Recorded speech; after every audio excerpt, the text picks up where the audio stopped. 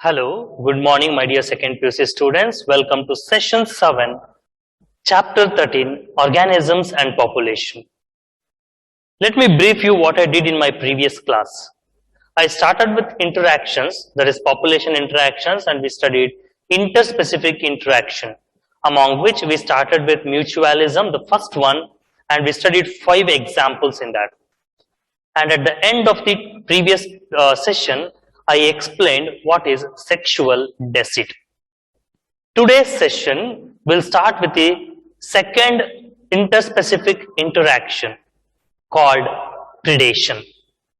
If possible, we'll complete the third interspecific interaction, that is parasitism. Let me share the screen for today's class and then start my class.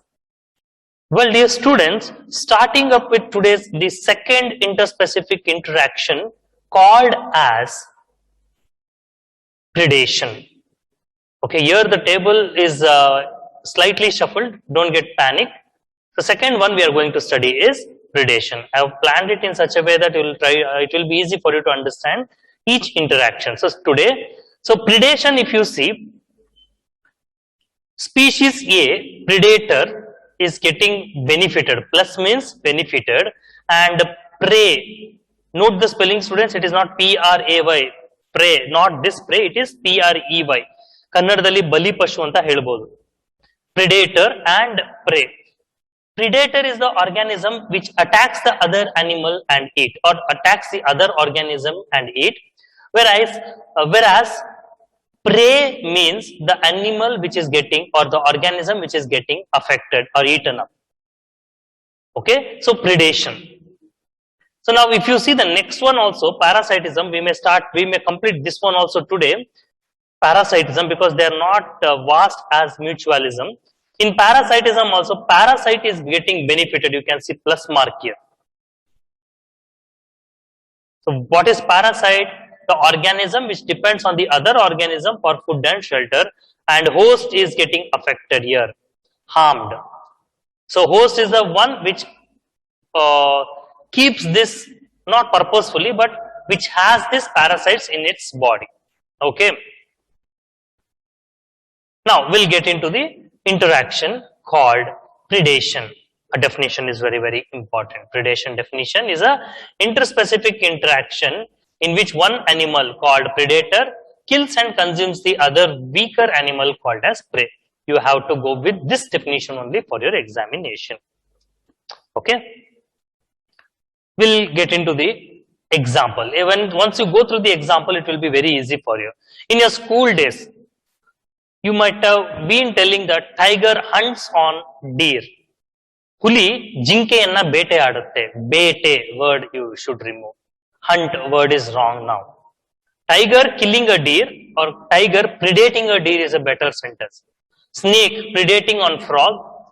And the third one will be surprising for you. A sparrow, gubbachi, okay, eating fruit or a seed. That is normal, no, that is not a predating, you may think. We'll come to that. So tiger killing a deer, snake eating a frog.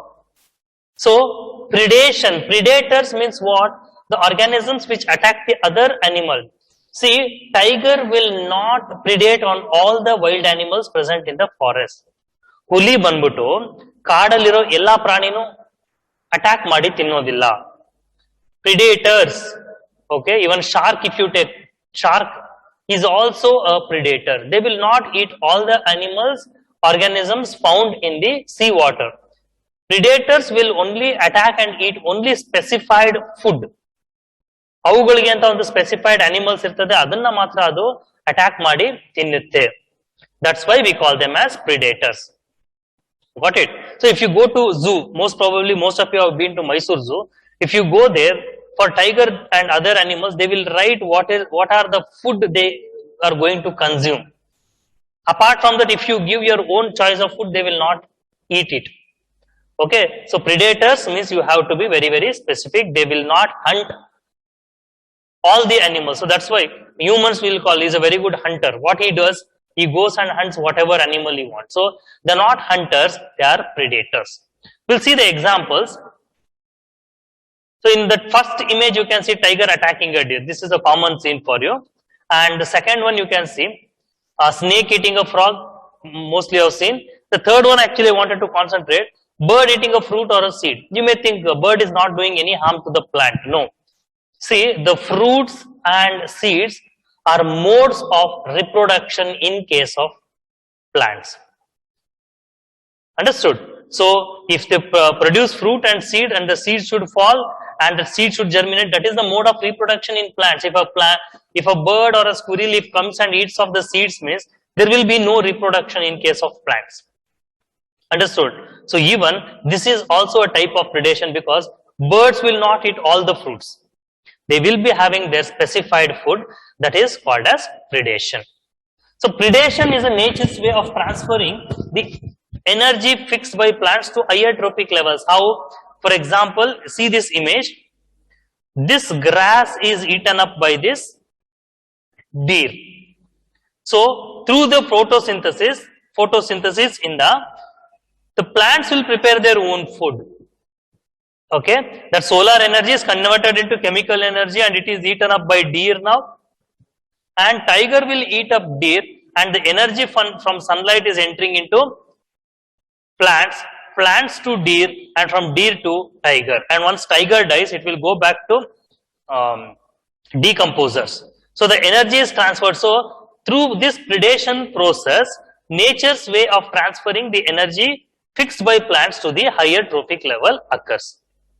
Understood? Similarly, in the second picture also you can see, from sunlight, plants prepare their own food, they deposit in the fruit and that fruit or seed is being consumed by the birds. So, energy is transferred from one level to the another level through the mechanism of predation. So, predation is a very, very must and compulsory process that should occur in the nature. Understood?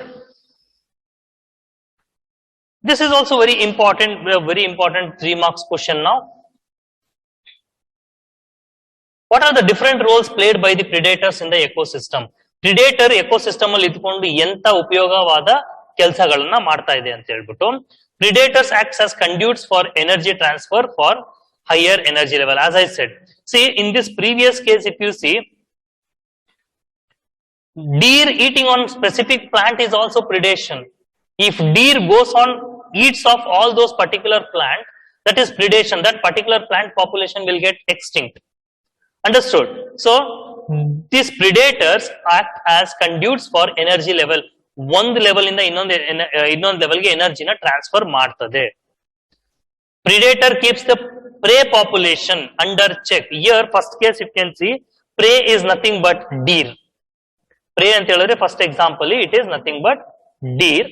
Okay, and the predator is tiger. So what is this tiger doing? The tiger is controlling the population of deer. ಹುಲಿ ಬಂದ್ಬಿಟ್ಟು ಜಿಂಕೆದ population ನ control ಅಲ್ಲಿ ಇಡ್ತದೆ. ಹಂಗ್ ಮಾಡೋದ್ರಿಂದ overgrazing ಆಗೋದಿಲ್ಲ. So tiger is preventing overgrazing. Understood? Under check to maintain an equilibrium in the ecosystem. And finally, the species diversity in a community is maintained by predators and by reducing the intensity of competition among the competing the prey species, competing with the prey species. So it also prevents the interspecific and intraspecific competition. Intraspecific means if there is only little food available for the deer, there may be competition between those species only. Understood? So they also control this inter and intraspecific competition. So these are the 3 important points for the roles played by predators in the ecosystem. You can take a screenshot of this slide.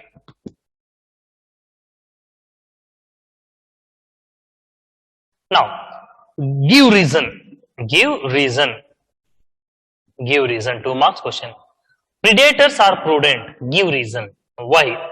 Justify. See, usually humans have the tendency, before COVID and post-COVID and during COVID, I wanted to tell you, if at all there is something locked down, if they give a hint of getting locked down, in the next week, what we can see in the market, stationery shops, we could see too much of rush. People rush and they try to hoard the things. ಅವರು ಊಟದ materials ನ ಸಂಗ್ರಹಣೆ ಮಾಡಿಟ್ಕೊಳ್ಳಕ್ಕೆ ಹೋಗ್ತಾರೆ for 1 month, 2 months like that. Why am I giving this example to you? See, you might have seen National Geography, and whenever you might have come across in forest or somewhere, you may see there is too many deer population. Jinke population ಜಾಸ್ತಿ ಇರ್ತದೆ, but tiger population will be less. And tiger has the ability to attack not one deer at a time. It can, once it kills, it can also attack one more, and it can also preserve that. ಆ ಜಿಂಕೆನ extra ಜಿಂಕೆಗಳನ್ನ ಸಾಯಿಸಿ ಇಟ್ಕೋಬಹುದು, ನಂಗೆ ನಾಳೆ ಊಟ ಸಿಗೋದಿಲ್ಲ ಅಂದ್ಬಿಟ್ಟು. But predators will not do. Not even the birds will do. Whichever predator you take, they will not do. Understood? If they do like that, that particular prey species will become extinct. If that particular prey species get extinct, even the tiger also will get extinct, because tiger is a predator. It only attacks and eats few animals, and if those animals are extinct, tiger also will become extinct. This formula applies for all the predators in the ecosystem. So no predator will go and hoard the food materials, because if a predator is too efficient and exploits its prey, then the prey population might become extinct, and following it, the predator also will become extinct. So that's why predators are prudent. Okay, I hope this concept is clear for you. I'm moving for the next part.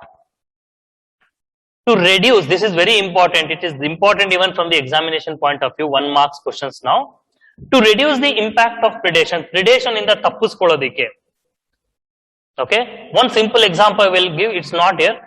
The running speed of tiger, deer, the pickup speed, the beginning starting speed of deer and the starting speed of tiger is totally different.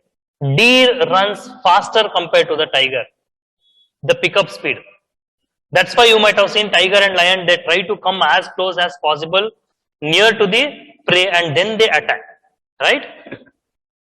See, there is always an advantage for the prey also. Understood? So to reduce the impact of predation in the tappuskobekandre, see, there are many animals surviving today. Today deer is surviving, fruits are there, and many other prey population is surviving. Why? Because they have that adaptation. Okay, they have that adaptation to escape from the predator. Now, to reduce the impact of predation, the prey species have evolved various defense mechanisms.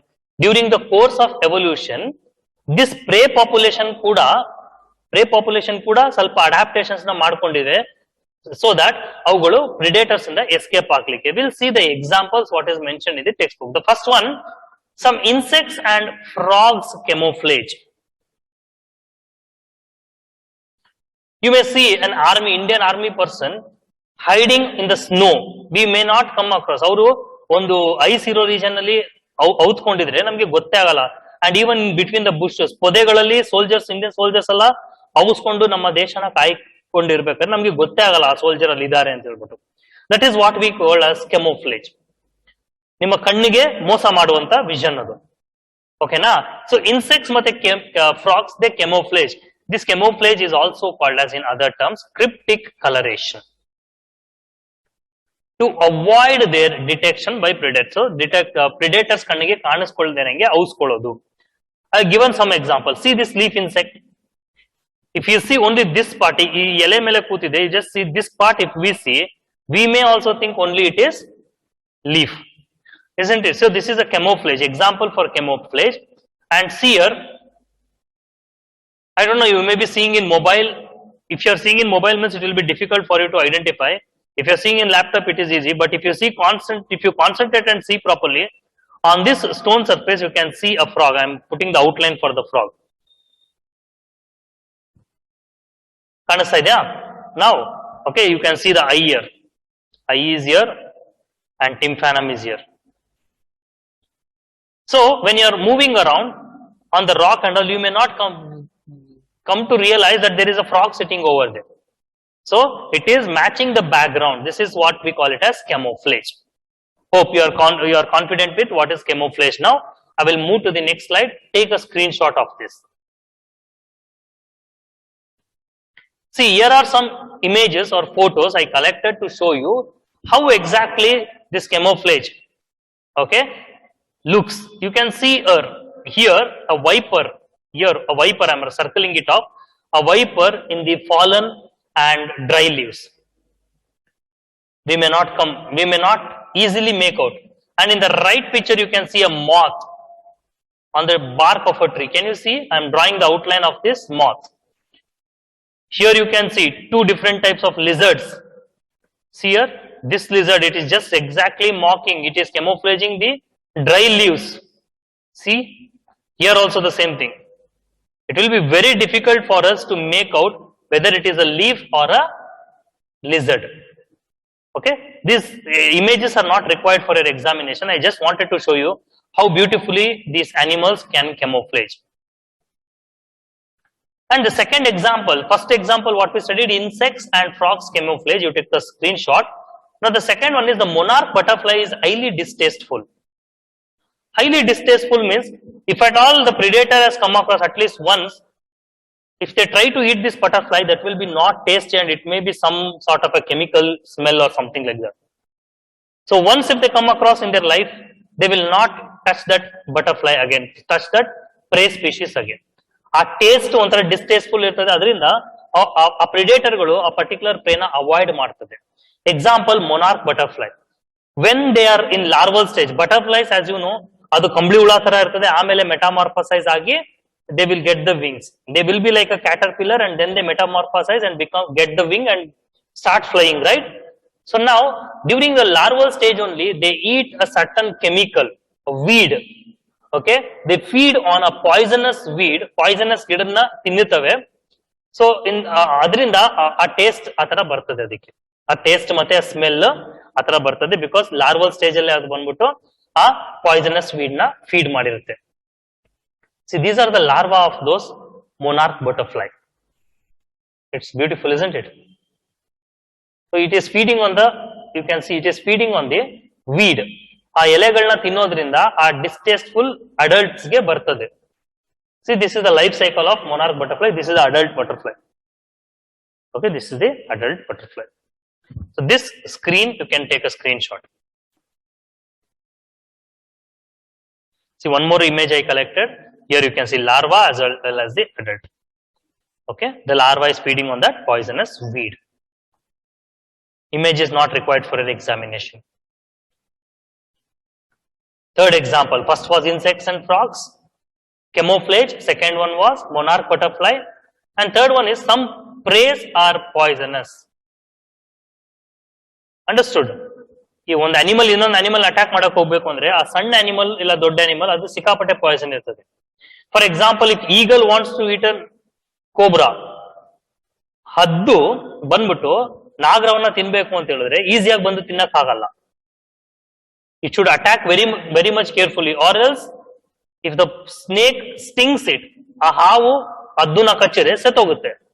Okay, some food for some predators are very poisonous. Example, dart frogs. Western Ghats ಅಲ್ಲಿ we find this dart frogs. They look very beautiful, but they are very poisonous than compared to a snake. A single frog's poison is enough to kill an anaconda. ನೋಡಕ್ ತುಂಬಾ ಮುದ್ದಾಗಿದೆ, they are looking very beautiful. You may feel it to have a pet, ಮನೇಲಿ ಸಾಕ್ಬೇಕು ಅನ್ಸುತ್ತೆ, but they are very poisonous, deadly poisonous, which can kill even a single frog can kill a anaconda. Okay, you can take a screenshot of this one. Now we spoke predators will eat on prey. Predators ಬಂದ್ಬಿಟ್ಟು ಪ್ರೇನ attack ಮಾಡಿ ತಿನ್ಬಿಡ್ತದೆ. So the animals are having certain mechanism to escape from that, camouflaging, monarch butterfly with distasteful, and some preys were poisonous like dart frog. But when we speak about plants, it is very interesting and very thrilling also, because animals at least have a chance to run. Assume if a tiger is attacking a rabbit, ಒಂದು ಹುಲಿ ಒಂದು ಮೊಲನ attack ಮಾಡ್ತಿದೆ ಅಂತ ಇಟ್ಕೊಳ್ಳಿ, that rabbit will not surrender so easily. The rabbit will have maximum chance to run, escape, get into the burrow and escape from that predator. But when it comes to plants, it is very difficult, because plants are non-motile. Plants ಗಳಿಗೆ ಓಡೋದಕ್ಕೆ ಆಗಲ್ಲ. So plants ಗಳು ಇನ್ನೂ ಜಾಸ್ತಿ adaptation ತೋರಿಸಬೇಕು to avoid eaten up by the predators. We'll see the example. Around 25% of insects are phytophagous. Phytophagous means, phyto refers to plant,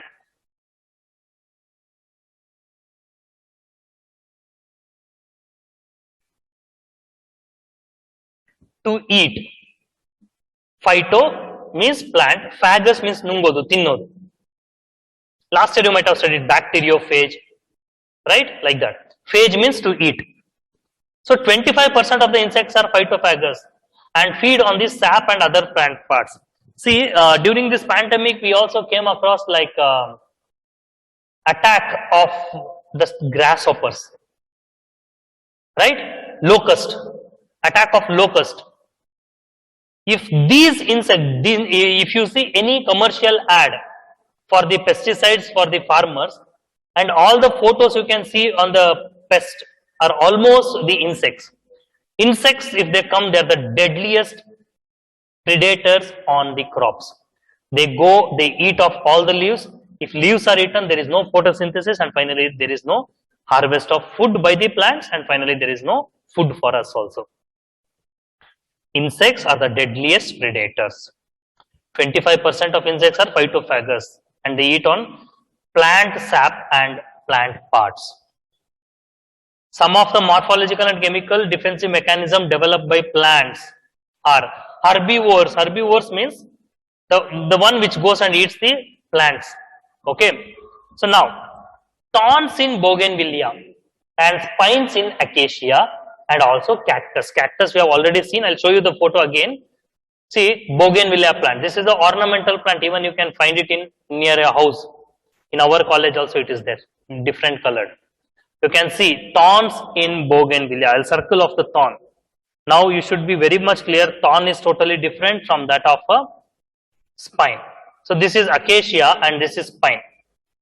Spine.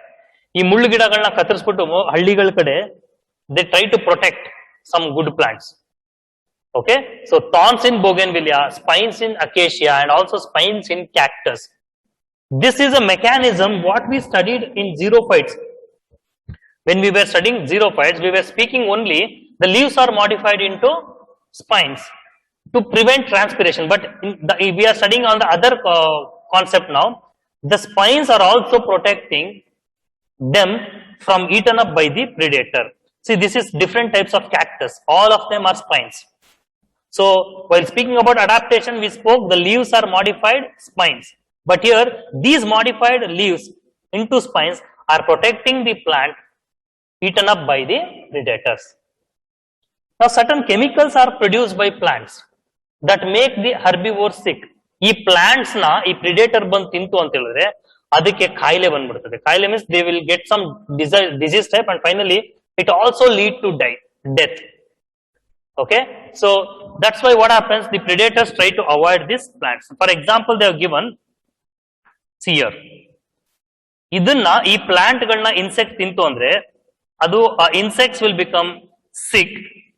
Okay, and it may directly kill the animal or the predator, or else it may affect the reproduction. ಈ plant ನ ಆ insects ತಿಂತು ಅಂತ ಹೇಳಿದ್ರೆ they cannot reproduce, or else it may directly kill the predator. Examples they are given, glycoside is a poison. Side means to kill. It is produced, it is a highly poisonous cardiac, heart ಮೇಲೆ affect ಮಾಡುತ್ತೆ. Cardiac poison produced by calotropis, ಇದು ಎಕ್ಕದ ಗಿಡ. Okay, so glycoside is a venom, poison produced in what? This plant named as calotropis. So it prevents the predators. Now next is nicotine, tobacco plant. The second one is tobacco plant. So nicotine plant also is not much eaten up by the predators because it produces that chemical called nicotine.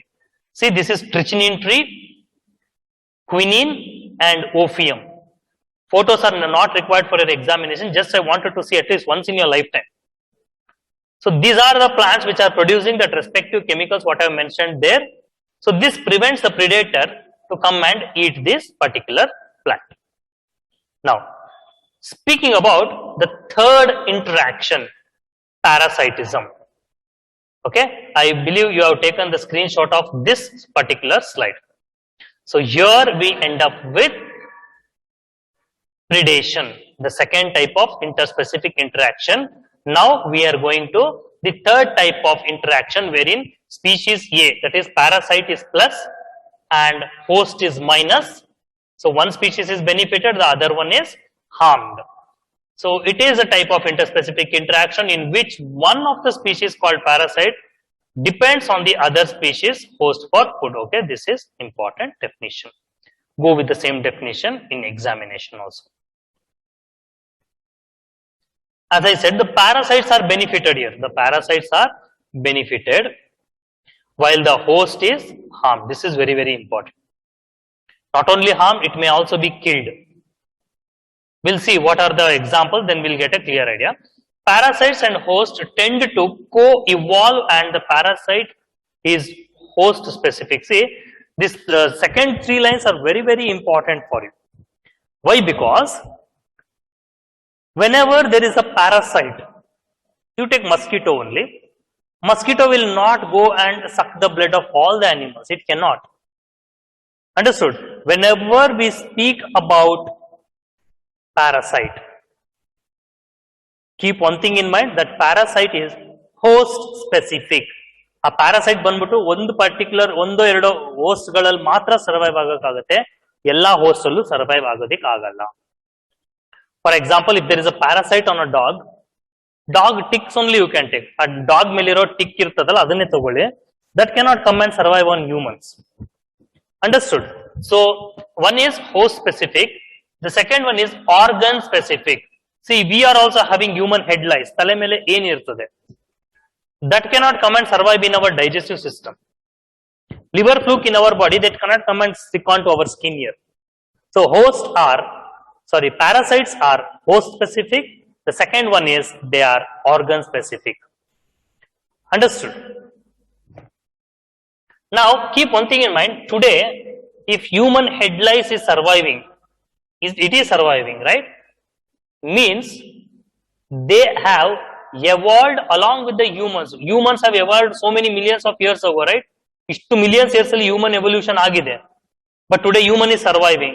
Likewise, the human head lice also surviving means humans jote adu kuda evolve agi bandide. That we call it as co-evolution, co-evolve. Understood? If today, for example, humans all get extinct, humans alla ಅಳಿಸೋದ್ರೆ ಭೂಮಿಯಿಂದ, human head lice also will get extinct because this head lice cannot go and survive along on the other host. Okay, so parasites are also very much host specific. See, this is very important. Parasitic adaptation.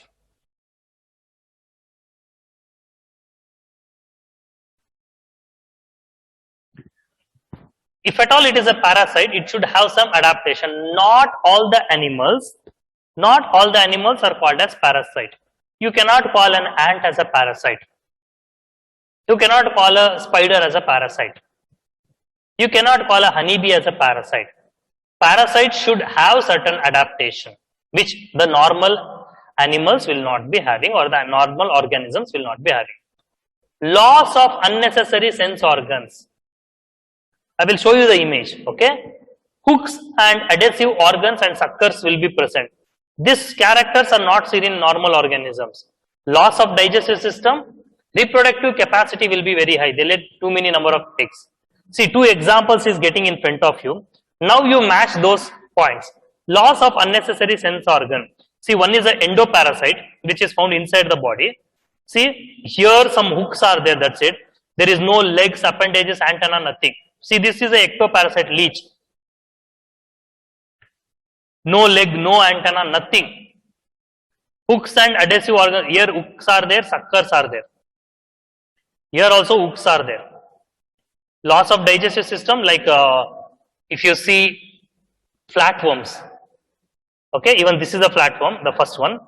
Okay, they do not have digestive system. Reproductive capacity will be high. They lay too many number of eggs. Understood? I want to take a screenshot. Okay, take it, and I'm moving to the next slide. Okay, this is important for 3 marks. Okay, 3 plus 2 or 4 marks I said, parasitic adaptations. Now coming on here, this diagram is not important for your examination, only the first line is important. The parasite may require one or two hosts to complete its life cycle. That is what? That word is not mentioned here. They would have been mentioned. ಒಂದು parasite ಒಂದೇ host ನ ತಗೊಳ್ತು ಅಂದ್ರೆ life cycle complete ಮಾಡಕ್ಕೆ we call it as monogenic. Monogenic or monogenic? Monogenic. But this we are not going to study now. Two examples I have given in your textbook. The first example is the life cycle of liver fluke. Liver fluke requires two hosts to complete its life cycle. One host is invertebrate, the other host is vertebrate. One host is non-chordate, the other host is chordate. Okay. The invertebrate host is water snail and the vertebrate host is fish or goat. So such parasites which require two, this is useful for your CET or NEET. The parasites which require two host organisms to complete its life cycle is called as digenic. Di means two, mono means one. So here if you see, as I said, egg hatches into water and this larva is taken into invertebrate host called as snail, and from this snail once again this cyst will come out, and once this goat eats this grass along with this contaminated egg, it will enter into the second host. Okay. And similarly, if you see in humans, the second example, life cycle of malarial parasite called as Plasmodium. Plasmodium, keep in mind dear students, Plasmodium is a disease causing organism, pathogen, whereas female Anopheles mosquito is not disease causing, it is disease carrying, it is a vector. Artha aitidea, two differences. So Plasmodium also requires two hosts. One is the invertebrate host, the other one is the vertebrate host, that is human, to complete its life cycle. So this is also a digenic organism. Plasmodium is also a digenic. Plasmodium requires invertebrate host mosquito to complete its half of the life cycle and a vertebrate host man to complete its other part of life cycle. So this is also a digenic organism. So here also diagram is not required, only that line is important for you. Take a screenshot of this one. I hope you took the screenshot of this. Diagram is not required for you. Okay. And even here also diagram is not required. This you are going to study in detail in another zoology class. Understood? For 5 marks. For time being, this only two line is required for you. I'll move to the next part. Effect of parasites on host. Common, we know. Okay, we know means even a school child can tell if parasites are there, we will become weak, we will die, we will get disease. Similar points are here. Survival of the host is reduced. Survival of the host is reduced once there are parasites in the body. There is reduction in the growth and reproductive rate. Yeah. Why? Because all your nourishment will be absorbed by the excess of parasites that are present in your body, and even the reproduction also will be affected. And finally, it makes the host physically weak. Understood? Even for example, you take, you are having amoebic dysentery, bedi aagta irtade. What you will see, you will get fatigue, sustagate, even ascariasis. Ascariasis also the same thing. Ascaris means the roundworm. This you are going to study in your practical. Okay. If they are present, even the child or the person who are infected with ascaris also get physically weak. Okay, I want you to take a screenshot of this one. I'll move to the next part. Parasites can be two types. I have said you in my first PUC class, whenever I was speaking about parasites, there are two types of parasites. The one which lives in the organism of the lives inside the organism or inside the host, they are called as endoparasite, and the one which is outside the host, they are called as ectoparasites. Now we will see the different simple points. Ectoparasites, the parasites which depend upon the external surface of the host. So this was a 2-mark question. Okay, both. Differentiate endoparasites and ectoparasites. Endoparasites which take shelter inside the body of the host. Okay, examples are inside the body. like intestine, liver, RBC. That's what we have discussed now. So ectoparasites means they come and go outside. Ectoparasite, simple example I'll give you: mosquito, leech, jigne. They stick, they suck the blood, they go off.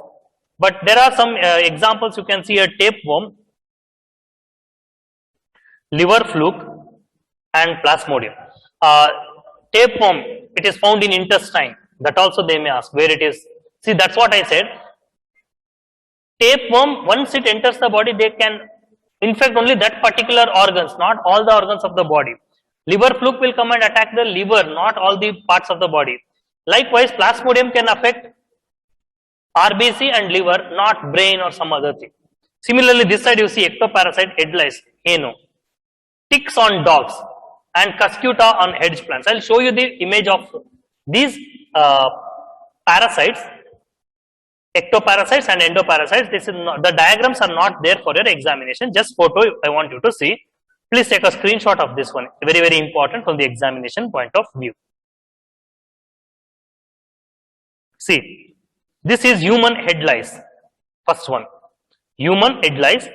Naimelero tick, dog tick it is. Second one is ticks on dogs. This most of you might have seen in the bushes. This yellow color one is called as Cuscuta. Plant parasite it is. It cannot produce its own food. It doesn't have chlorophyll. So what it does, it spreads on the green plants. It pierces, adರಲ್ಲಿ tooth ಮಾಡಿ, pierce ಮಾಡಿ, it sucks the nourishment exactly as these two do, 1 and 2. 1 and 2, how it does, similarly, this also is a plant parasite called as Cuscuta. These are all the examples for ectoparasites. We'll see the examples for endoparasites. See, this is the tapeworm. This is liver fluke. And this one is plasmodium. You can see this is the normal RBC and this is the infected RBC. These are the plasmodium. Okay, diagram is not required, only names you should be knowing. Hope you took the screenshot of this one. And coming towards the end of parasitism, a very, very important segment or concept from the examination point of view. For 3 marks, what is brood parasitism? A favorite question for the paper setter. I'll read the definition, but only with example you will understand. The phenomenon in which the parasitic bird species lay its egg in the nest of the other bird species is called as brood parasitism. Example, ಕೋಗಿಲೆ ಬಂದ್ಬಿಟ್ಟು ನಿಮ್ಗೆ ಗೊತ್ತಿರ್ತದೆ ಕೋಗಿಲೆ ಮತ್ತೆ ಕಾಗೆ ಕತೆ. ಕೋಗಿಲೆ ಬಂದ್ಬಿಟ್ಟು ಕಾಗೆ ಗೂಡಲ್ಲಿ ಮೊಟ್ಟೆ ಇಡ್ತದೆ. Cuckoo bird laying the eggs in the crow's nest is the example. What is brood parasitism? Definition you people will write, because you will mug up this one and write. What is the example if they ask? You will write only cuckoo bird. Wrong it is. Cuckoo bird laying the egg in the crow nest is the complete answer. Okay, now with that definition only, the points what are there in front of you will be very much clear. How it is possible? Because during the course of evolution, the parasite as well as predator are co-evolved in such a way that the parasite's egg will be resembling the host bird in size, color, etc. A parasite the motte, host the motte jate match agate color, size allala. So the host get deceived or cheated. Understood? And it raises these eggs as its own. So that's the best example what we have come across is cuckoo bird laying the eggs. Okay, to prevent the host bird detecting. So what happens? The parasitic bird has produced the egg in the course of evolution. It resembles almost the host egg in color, size and all. Almost same. You can see this is what crow and koil. Kage ಮತ್ತೆ ಕೋಗಿಲದ image ತೋರಿಸಿದ್ದೀನಿ. See here, I have circled off the egg of parasite is there along with the host bird. It is almost same. The bird cannot make out. The host bird cannot make out. It incubates and it raises the chicks. See here, 2, 3 are there, out of which 1 is different. Can you see? This one is totally different out of 4. The remaining 3 are crows chicks and 1 is koil's chicks. they cannot make out. The host will get cheated and it goes on taking care. Okay, I want you to take a screenshot of this one. Important from the examination point of view. Pictures are not important for your examination. One more image I would like to show you. See here. This is the young one, crow young one, and this is the koel young one.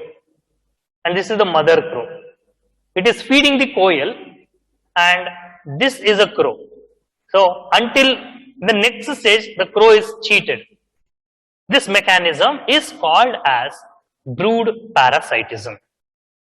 Dear students, in today's class, we have discussed or I have explained two interspecific interaction, that is predation as well as parasitism. Both are very, very important from the examination point of view.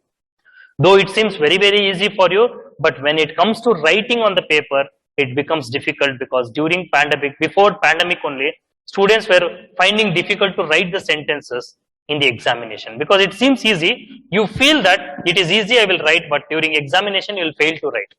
Definition you have to by heart. Okay, these points, whichever I ask you to take a screenshot, you write neatly in the study material. Keep in mind that this year we are allotting marks for your assignment also. You will be the loser. Signing off from session 7, chapter 13, organisms and population. Thank you.